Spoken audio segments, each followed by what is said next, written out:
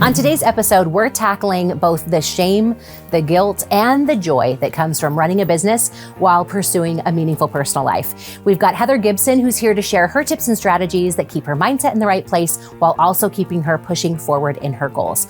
Also, stay tuned for a few of my favorite things where I share some of my favorite healthy snacks, and Pick My Brain is all about joy. Welcome to Make It Happen.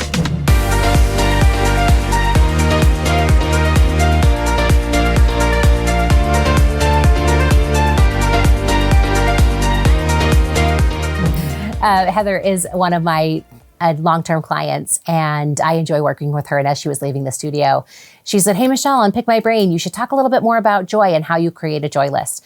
Now, I feel like that's all I do. My favorite things is basically a joy list when I'm sharing those with you. But I wanted to share a strategy with you that has been really helpful for me in finding and infusing joy into my life, into the life of my kids, especially when things are busy. And so Heather talked a little bit about creating a joy list. And what I've done over the years is create a list of things in different price categories. So I've got a list of free things that I know make me happy, a list of like small, but a little bit of an investment that make me happy. And then the bigger investment things like massages and trips. And we can't always do all of them. However, it's not just about making the list. It's about scheduling things in. You've heard me talk before about daily, weekly, and monthly tasks when it comes to your marketing. And I also feel like you need daily, weekly, and monthly infusions of joy into your life. We've been talking this month about pursuing your passions and avoiding burnout. And 100% of the time, when I find a woman who is burnt out and tired, she has completely lost all of the joy in the things that she's doing and that she loves.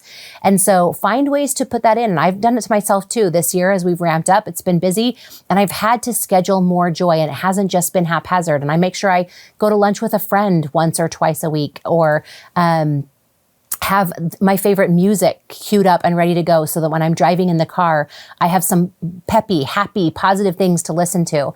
And I schedule in the things that I need each week. I also once a month schedule in things that I know will help me feel happy and moving forward. And so today, as part of this Pick My Brain, I'm going to challenge you. Part of living a Make It Happen life is finding ways that you infuse joy and the art of the pause. So make your list. Be prepared as we move into a new season, whether you're watching this in the time that it's released, which is in the fall of 2022, or if you're watching it at a different time. I think seasons are a great time to revisit your joy lists and look at different things in different seasons that help you feel happy, help you feel connected to the holidays, and help you feel like yourself. So I'm wishing you all the best personally and professionally, and I know that you will thrive as you care about every aspect of you. I'm excited to announce the 10th year of the Marketing Blueprint Workshop. Sometimes I cannot even believe that I have been doing this for 10 years. It's almost like its own baby. For a decade, I've been helping small business owners, marketing teams, individuals in direct sales, and entrepreneurs create their marketing plan and set them up to succeed for the new year. If you give me 2 days, you will leave with a completed marketing plan, complete with content structure, social media strategy, focused goals and objectives, and a crystal clear view about your target market and the messages that will match that market. I hope that you'll spend some time with me. Find me in November 17th and 18th. You can come to the beautiful Provo, Utah, and join us live, or you're also welcome to join us virtually. Find the details about pricing and information at marketingblueprintworkshop.com. Use code MIH for Make It Happen to get an additional $200 off for a limited time. Grab that code MIH and save yourself $200 on any one of those tickets. I can't wait to see you at the Marketing Blueprint. Welcome to Make It Happen. Today I have a special guest, Heather Gibson, who is the CEO of Big Hearted Breeders. She specifically breeds emotional support animals for those in need and also trains other breeders to grow and build their businesses. No, I have not switched into the pet business, but I invited Heather here because I see her and watch her grow and build businesses. She actually runs a few from her home, And she also is a mom who is passionate about building good relationships with her kids. And she goes after her goals and dreams with a tenacity that I think is fun to learn from. And so today I've invited Heather to share a little bit about her thought process and how she works towards the juggling act of the many roles that we play as women and business owners, and also to share with us some practical ideas about how to just do that in a way that makes sense in our heads. Right, exactly. It's tricky. It can be really tricky. A lot of different balls to keep in the air at the same time. Yeah, for sure. Well, I want to start with a subject and conversation that you and I chatted about a little bit before we started rolling. I think that there is a lot of a mental game that goes along with even just living. So it's not just that women entrepreneurs or that moms are the ones who experience this the most, but I think that there's a lot of a head game that happens when you're going after goals and dreams and also trying to be someone of purpose. And so I think that comes along with that, like we were talking about, is a little bit of shame. So I want you to share a little bit about how you came to this subject and why the subject is passionate for you and what we can do about it so that we're not being driven by shame all the time. Right. And shame is so key, especially I think for women business owners. There's shame in not having enough time with your family, about all these different things. And I was really, keyed into it more. I went to a conference, and you have to know, as breeders, we get a lot of shame. I think we rank with lawyers and there's a few other people, in the industry, maybe used car salespeople sometimes, not with everyone, but we get a fair amount of shame for what what we do and how we do it. Especially if misunderstood, right? Absolutely. Absolutely. And so I was at this conference and shame was brought up, and I was so happy that that conversation was going on, because unfortunately, in our society, I feel like we get shamed for anything that we are not the best at. So anything that is not our top talent sometimes ends up in our shame because we're comparing all the time. Our weaknesses to somebody else's strengths. And I find that we really can't go about our life's mission when we're in shame. I mean, it's just too hard because we get bogged down by that. And there has to be a point where we come to an understanding and a power in who we are and what we want to do, and really go after it and leave the shame behind.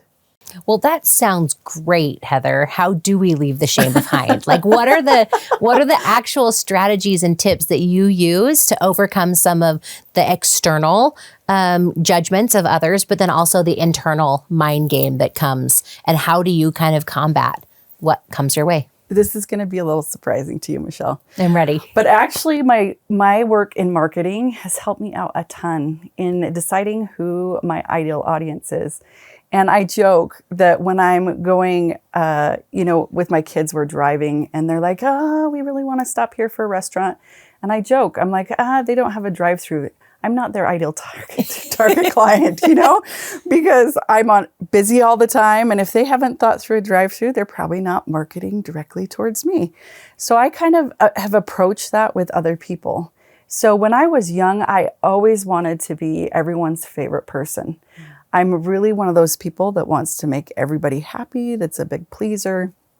And I had to come to the point where I said, you know what? I am not going to be everybody's target audience. I'm not going to be everybody's target friend. I'm not going to be everybody's target breeder even.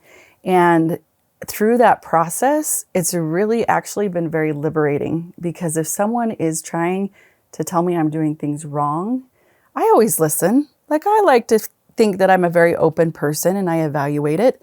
But then if I'm like, no, they're wrong, it's like, opt out.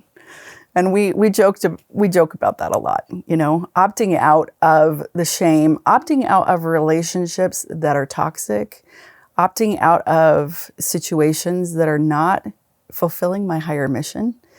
And that I think has been the biggest thing, is realizing that it's okay to opt out. You are okay to opt out where you are not fulfilling your highest mission.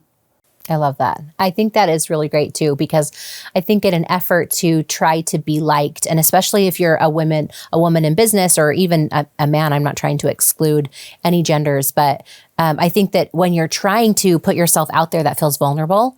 And when you feel vulnerable, then you also will show up being so concerned about what everyone else is thinking all the time, and you have to figure out how to put that away. One of the things that I've heard women say, and I have struggled with this too over the years, is a companion feeling to shame, which is guilt. And I remember early on in my career with kids at home, I was trying to be really intentional, like which ones matter the most and what are the most important things to be doing. And so I really tried to make every decision based off of what was happening in the circumstances, and there were no hard and fast rules. But then I started feeling like guilty when I went to the meeting, and then guilty when I stayed home and I was missing the meeting, or guilty when I said yes to the trip, or guilty when I didn't say yes to the trip. And like, it was constant. It wasn't shame as much as guilt that I had made either the wrong choice or something else. And I always questioned what was happening in my mind.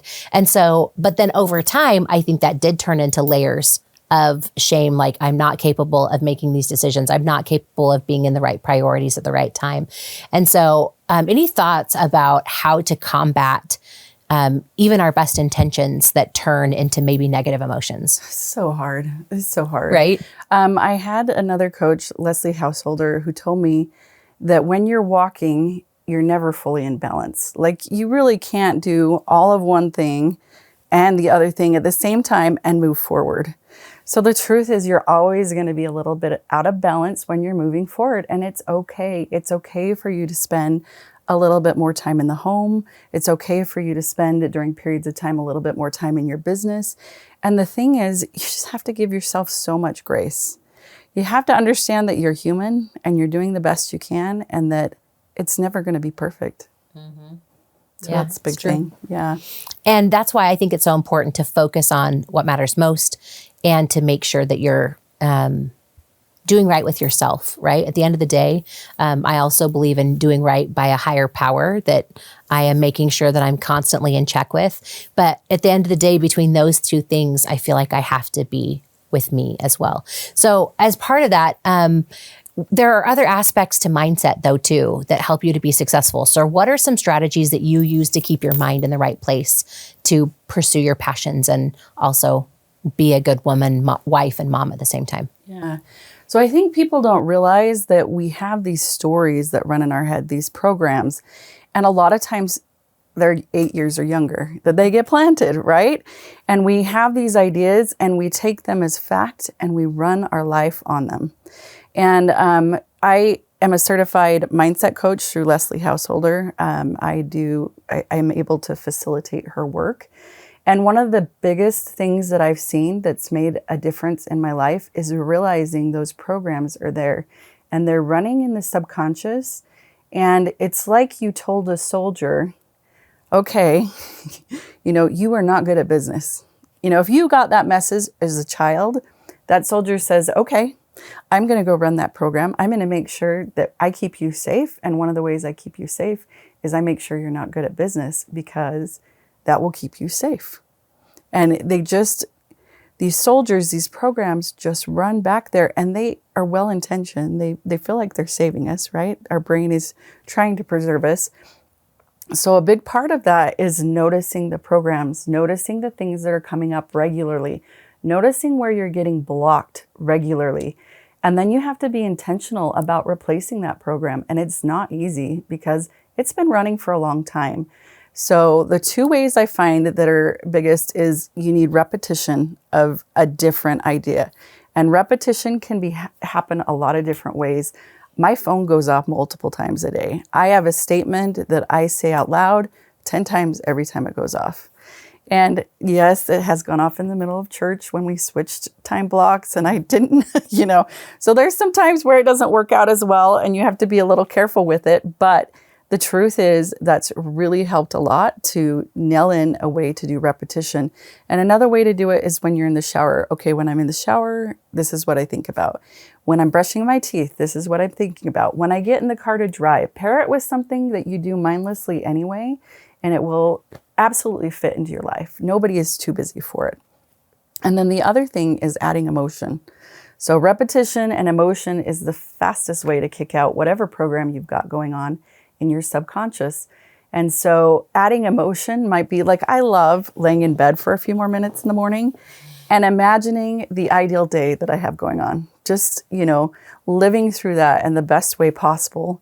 And that makes it so that I can get up and it's like I've already lived it. And so my body in a way is like, okay, let's go do that. You've already done it. And then really thinking through what I want to accomplish and having some really strong joy and emotion attached. So vision boards are a great way to do that. Everybody kind of has their different thing that they're drawn to, but find ways to include that repetition and then adding emotion to it. And you'll start to change those subconscious programming. Yeah, I think that's really powerful. I love that because I see a lot of different women in aspects of business and men too. I don't think anyone's really exempt, where I can see them operate at a lower level because of something that sparked a memory or triggered them in some way. And I know it's not them operating at their highest self. And it can just be something simple, and maybe they don't recognize it. Maybe it's not what they were planning on doing, and they just think they're being fine. But it's interesting that I've noticed that, and I can see it in myself and I can see it in others. But it was when I could started to see it in others that I could see it more in myself, because I was like, okay, when am I doing that? And I could feel this emotional vibration that changed in me to be able to say, okay, here's a place I can look at. Here's some place where I can do some work. And sometimes that's not very fun. No, it's not sometimes. I don't want to sometimes. Yeah. I'm like, no, I've already dealt with this, or no, let's move forward, or no, I'm a grown-up now. I don't have to deal with those challenges. And so along that same vein, as you're thinking about, and the people who are watching who may currently not necessarily know or be aware of what those might be, how can you do some of the work without all the awareness just yet? Yeah, it's tricky. It's for sure tricky. One of my favorite books that might help you with that is called The Jackrabbit Factor. It's by Leslie Householder. It's the weirdest parable you will ever read. Amen. Like you read it and you're like, oh, what is this book about? But the principles in it really made me more aware of how I was thinking and how it was affecting my life. We have to realize that half the time we're operating at our 8-year-old self a little bit. All our fears, our insecurities. And so that's a great book. I love that book. If you have a trusted friend, ask them, where are you seeing me act kind of different, and get some feedback. Hire a coach. Can I say amen to that? Yes, amen. Yeah. I feel like every time I've made good advances in my business, it's because I've hired the right coach. And it's helped me get to the next level. And sometimes you just need an outside source that has permission to say, Heather, what the heck are you doing? This doesn't seem like you. And so those would be my suggestions. Okay, I like all of that. I want to go a step deeper in one of the things that I see that I'm sure is tied back to the 8-year-old self that you're talking about is a sense of competition.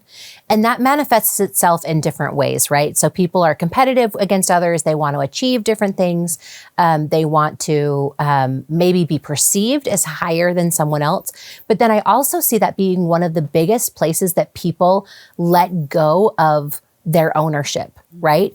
Well, so-and-so is doing this, so I can't do that. Or I am not doing as much as so-and-so is. And if I'm not doing what they're doing, then I shouldn't. And so I'm seeing this happen and seeing people verbalize all of these things. And I can see, oh, wow, okay, there's a deep sense of a need to feel appreciated, liked, and valued, right? And also a deep need that somewhere, somehow, that there's still like a stack ranking in their minds, and it doesn't even exist. There isn't that.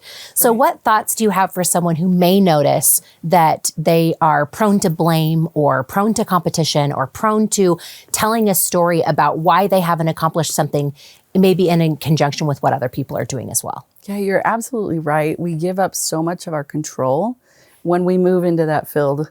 Like, you don't have power anymore. You're giving your power to somebody else because you have to be better than them. And what I find is I do so much better when we do cooperation. In my field as a breeder coach, there's other breeder coaches out there, for sure. And honestly, a lot of them are better in certain areas of coaching than I am. And I openly acknowledge that. And I think it's better when we come together and There's, okay, you're really good at this, I'm really good at this, let's blend what we have together. But even if we both have the same forte, we both have different ways of approaching it. So I don't know. I'm not going to lie, sometimes I fall into the competition trap too. And I want a certain thing that feels like it justifies my worth somehow. Absolutely. And that's when you have to step back a little bit and just say, okay, what is my life's mission? Does this really get me closer to it? What kind of joy would this accomplishment bring me? And sometimes it's okay to say, let's go for it anyway. You don't have to not go after those awards or those different ranks or whatever it is, that different promotion. But it's important to do it for the right reasons and with a little bit more peace in your heart, I would say. It's easier to get there with that peace there anyway, and realizing that we're better off together than we are apart. Yeah, that's good. I learned from Brendan Burchard, he said that one of the main human drivers in motivation is challenge. And so that's one reason why people are addicted to gambling or video games, because there are levels and challenges and you can rank and you can get better and you get points. And so if one of our innate human needs is a sense of challenge and a sense of development. It's like looking inward to doing that with yourself rather than outward to compare yourself to others. So how can you choose to be better this year than you were last year? And what aspects of your life would you like to work on? And it's tricky because I think that we're faced and we get to see, and social media puts everyone else's goals and dreams and ideas right in front of our faces. And so I love the idea of working on the inner peace that you shared. And that reminded me of that Brendan Burchard thing. But I want to talk a little bit before we go about joy, because I know that's one of my favorite subjects. I know that's something that you're passionate about too. How do you infuse joy or focus on joy when things are chaotic? You have to plan it. Let's be honest, with anything important in life, if you don't plan it, it probably won't happen. And so there are moments where I am feeling completely overwhelmed by different responsibilities I have. And I have to say, I'm going to go take half an hour and play with the puppies. Mm-hmm. See ya, because I love playing with my puppies. So you have to find what brings you joy and then schedule it, as well as be willing to realize that you may not be at your best capacity until you go do it. So sometimes it has to be spontaneous, whether it's a nap or going for a walk, playing with the puppies, whatever works for you.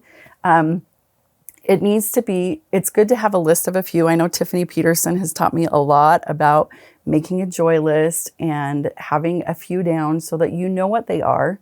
You've thought through it, schedule a few in, and then have a few in your back pocket so that you can use it wherever you need. Because you can't be a true creator. You can't be at your highest potential when you're completely stressed out, burnt out, and have nothing left to give. Mm-hmm. I love that. I appreciate you sharing that. I think that we spend our whole lives telling kids, what do you want to be when you grow up, right? How do you want to work? How do you want to contribute to the world? And I don't think there's anything wrong with that. But I also feel like we need to teach future generations that there is more to life than just the work, because otherwise they get there and they're like, well, this isn't fulfilling and this isn't fun. And I experienced that too. I was like, why are we hurrying to grow up? I don't understand. And so I think that it's a good thing that we can do to also model for our kids and for the other youth that are around us that see us, to see us partaking in joy and experiences that make us happy too. Yeah, it's so key. And sometimes our kids don't know how. And like you said, sometimes they fall into the video game, trap or other things where they're just going, and not really experiencing true joy. Yeah. I asked our previous guest this last week, and I want to ask you as well. But as a mom, what are some of the things that you do to create connection with your kids when you're busy? Do you have habits or traditions or rituals, whether that's daily or weekly, that you do to connect with your kids? Yeah. So I'm a pretty silly mom, I'll be honest. My daughter has always said, I love you, Mom, when I do spontaneous crazy dancing in the kitchen.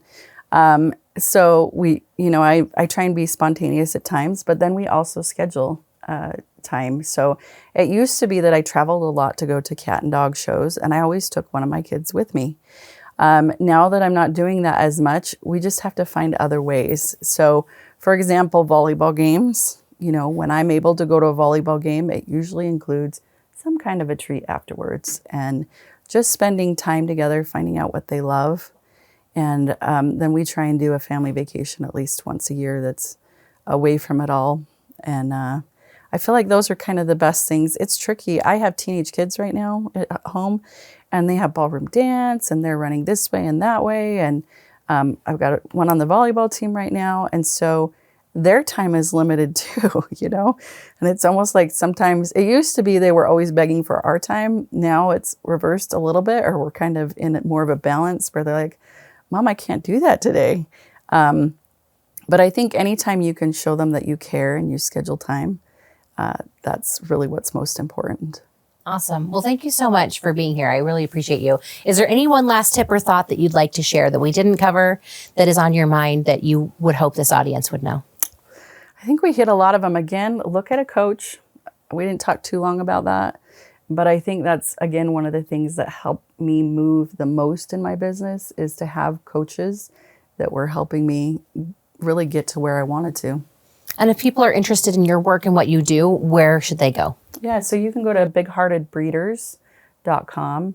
That's my website. I have both my breeding coaching on there as well as the animals I sell. Place. We work really hard to make sure we get the right placements for all our pets. So yeah, that's probably the best place to find me is at my website or on any of the social media platforms. Again, Big Hearted Breeders.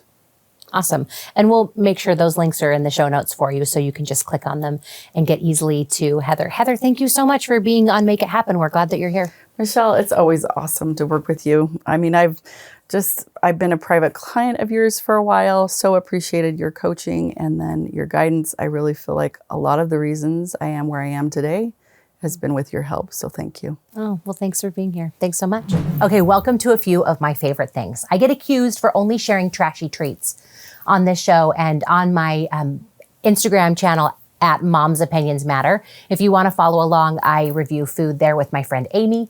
However, today I'm going to share with you 3 of my favorite organic and non-artificially food colored treats. Okay, so these are in the fruit department because it's really hard to find organic chocolate that I really love, though there are a couple. But in a world where my kids want to live off of fruit snacks and fruit roll-ups, we tried to find some tasty alternatives that would be a little bit healthier, though they're still packed with sugar. And I just want you to know that I know that, and that's probably why I like them. So first and foremost, the fruit leather buttons from Trader Joe's are actually a fun little treat. They come in circles as you open the package. They are typically in mango flavored, but they also have a strawberry. This is a grape mango, one of my favorites. And it's just a little snack if you're looking for something fruity. Now, these gummies, they're called gummies, but I need you to forget the word gummy, and I'm actually kind of mad. As somebody who's in marketing and business, I'm frustrated when people name things the wrong things, and then people get bad ideas. So my kids picked this up and thought, sweet, these are gummy bears. They are not. They are basically fruit bites. So like a fruit leather, but in a bite. I like them because they're soft. I love the flavor of this mango guava. There is a theme here on the mango. But these are a great solution. These are not cheap. So when I find them on sale, I buy like 7 boxes, and my son and I fight over who gets to eat them the most. And I just keep a couple for when I feel like I want something sweet, but I don't need to eat a whole candy bar, even if I want one. And then the last is my daughter loves fruit by the foot and fruit roll-ups. So we found an alternative that made our family happy, and an organic Annie's version of fruit tape. I actually like this better. There's something about the texture that gets me excited, and I end up eating these just as much, if not more, than my kids sometimes. So if you're looking for an alternative that will just hit your sweet tooth without so many bad ingredients, here are a few options for you and a few of my favorite things. I hope you got some ideas about how you can tame your brain and infuse good, positive, happy thoughts so that you can move forward and grow and build your business. I would be honored if you would leave a review or a rating that matches how you feel about today's episode and the other episodes that you have watched, so that others can find podcasts like this as they're looking for ways to balance both their personal and professional life. Thank you so much for the time that you spend on you for living a Make It Happen life. And I honor you for giving me this portion of your day. Have a great week.